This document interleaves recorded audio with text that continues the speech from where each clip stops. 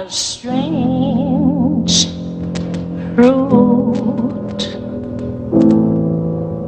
blood on the leaves and blood at the root, black bodies swinging in the southern breeze. In 1939, Billie Holiday's voice was heard across the nation as she delivered a short three-stanza poem called Strange Fruit, known by millions as the first great protest song in history years before the start of the Civil Rights Movement. Strange Fruit challenged boundaries of expression and communication in terms of protest.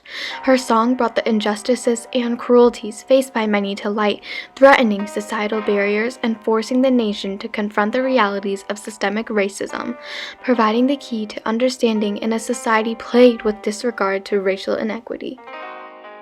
In 1863, the Emancipation Proclamation legally marked an end to an era of exploitation and maltreatment of millions of slaves forcefully contracted for labor. While the system of slavery was abolished, the social stigma towards those of color lingered as society remained stagnant because of the refusal to recognize and understand the struggles endured by colored minorities. The era of segregation was only about to begin just 35 years after the official emancipation.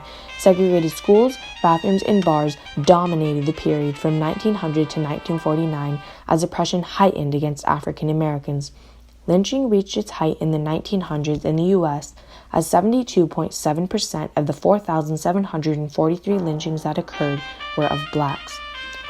Quoted by the New York Times, lynchings drew hundreds and even thousands of white spectators who posed with their children for keepsake photographs within arm's length of mutilated black corpses. 16 years before Rosa Parks and 24 years before Martin Luther King Jr., the performance of Billie Holiday at Cafe Society confronted a white-dominated nation, empowering voices from society and stimulating support for a movement to prompt understanding. Despite Holiday's harsh childhood, music allowed her to communicate the reality of racism that influenced her among others in society. "I never had a chance to play with dolls like other kids. I started working when I was just 6 years old," Holiday stated. She was forced to face the realities of adulthood from a very young age as she lived in poverty and resorted to prostitution with her mother. In these dire situations, Holiday relied on music as a source of comfort. In 1933, producer John Hammond discovered Holiday at the age of 18, singing at local bars. He signed a record deal with her.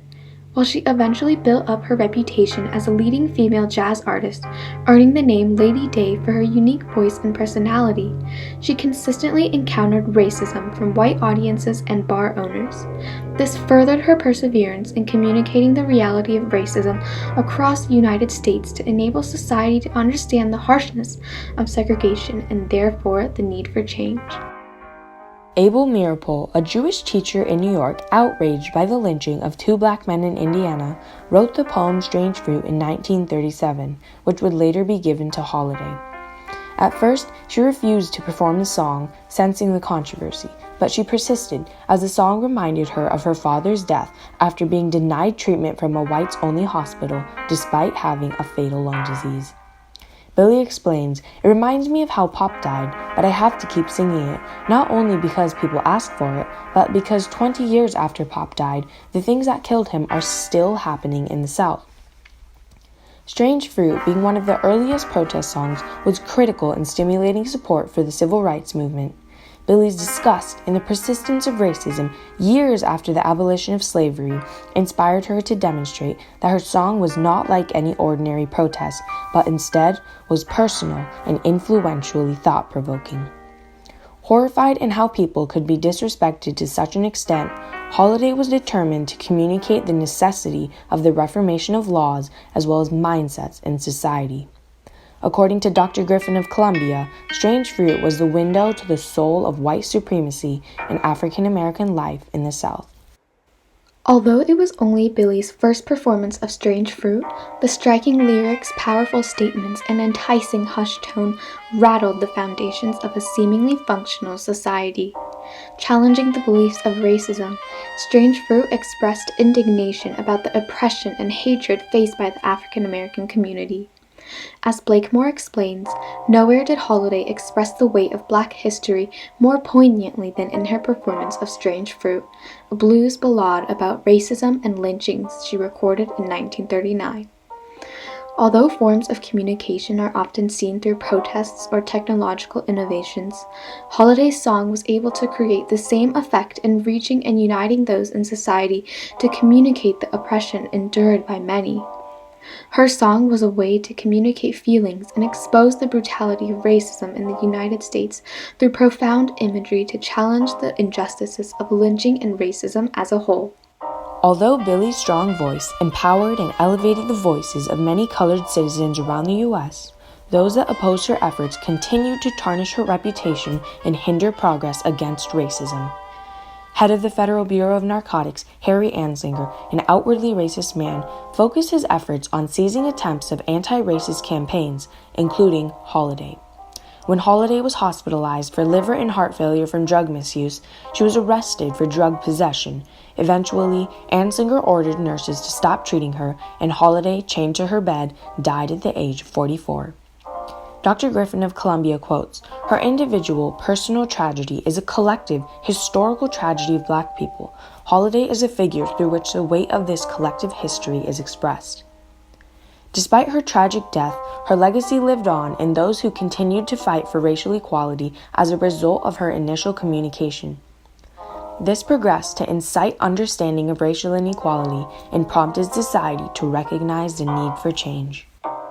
Holiday's courage in expressing the reality of racism in such a gruesome and outright manner astounded full-packed audiences at Carnegie Hall, moving the hearts of many. Her song won numerous Grammy Awards, including the Grammy Lifetime Achievement Award. Strange Fruit, named as the Song of the Century by Time magazine in 1999, continued inspiring Americans long after Holiday's tragic death in 1959. Her fortitude in taking the first step inspired many later artists such as Ella Fitzgerald, Nina Simone, Sam Cooke, and Abbey Lincoln to use music as a platform to communicate societal issues, truly putting the civil rights movement into motion as more and more people gained the courage to speak up. She had the courage to defend herself. When they were lynching the men and women in the South, she sang about it. None of the other women or men sang about it. That's why Billie is different from the rest of them. Through her performances of Strange Fruit, she was able to communicate societal issues to such an extent of understanding where people were able to rise together and confront the flaws in a society plagued by racial inequality. These efforts not only brought rise to the Civil Rights Act of 1964, but was finally able to enact anti-lynching laws and a formal apology from the U.S. Senate in 2005. The lynching victims' Senate apology resolution was issued, and Holiday was honored in her role in uniting society through music. Legend Billie Holiday provided us with some real texture in her story and song, Strange Fruit. But something in the way she sang this song, something in the pictures that describe the event must have touched the heart of Americans, because they began to mobilize. And men and women, white and black, people from different backgrounds, came to stand up and begin to speak. And they spoke, Mr. President, with loud voices and with moving speeches and with great marches. Although Holiday was physically taken down, her message would continue to inspire people across the nation as her legacy lived to influence the lives of many Americans. Her message would never be forgotten. While now it is written that all men have equal rights, the remnants of our society's past continues to live on in the minds of all, whether we want to accept it or not. The unwritten law of segregation dwells unseen beyond our thoughts, influencing our actions in unseen ways, no matter how minimal it may be. It's those like Holiday who aren't afraid to confront the masses and communicate concerns that provide the key for understanding in a world of oblivion. Holiday's ability to evoke emotion through her meticulous, strong vocals, powerful, eerie tone, and melancholic, vivid illustrations not only communicated the struggles faced by many, but was the key to shifting dynamics in a bitter society. There's strange fruit